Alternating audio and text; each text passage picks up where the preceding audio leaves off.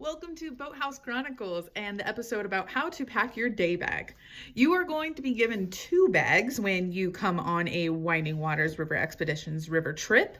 You are going to be given a larger bag that will contain all of your personal items and also a small day bag. This bag is the one that you are going to have access throughout the day that will not be going on the gear boat. It will travel with you everywhere. We like to call it your river purse. In this bag, such items that you will want to carry: sunscreen, very, very important. You are going to want access to that all day long. Reapply. Chapstick, sunscreen for your lips. Also, extra clothing. Layers are very, very important when you are on the river. You are going to want to take them on and off all throughout the day, including rain gear. Personal medications that you are going to want to bring. If you carry an EpiPen, if you are a diabetic and you carry insulin, if you have seasonal allergies, make sure that you are carrying your own personal items. If there's anything that you need to be refrigerated, go ahead and give it to your guide and they will find a place to stow that.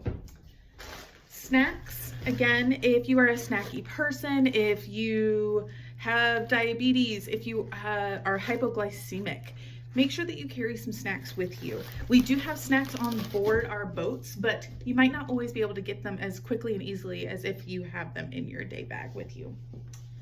An extra pair of sunglasses. In case you experience an out of boat experience, you may lose your sunglasses. An extra pair is always handy. Same thing for a hat.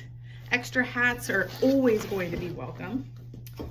Before going on your trip, you will be given a little Winding Water souvenir. If you want to be cocktail ready when you arrive at camp, you can throw this in your bag as well. Items such as cameras, cell phones. You may want to think about getting a hard shell waterproof container before coming on the trip. We do have a couple of available, but not many. If you are going to be putting them in your day bag, we recommend that you wrap them in clothing or have some kind of padding or waterproof containers before you put them in your day bag. Water bottles, extra water bottles are also key. You can throw that right in there. If you're feeling a little nerdy, a little bookish, you can throw one in there as well. We don't really have a lot of time for reading on the boats, but you never know. Lastly, a handkerchief. Super handy. You can get it wet, wrap around your neck. It will keep you nice and cool throughout the day. Once you have it in there, you can seal it, roll it, clip it, throw it on the boat, and you're ready to go. Have a good trip.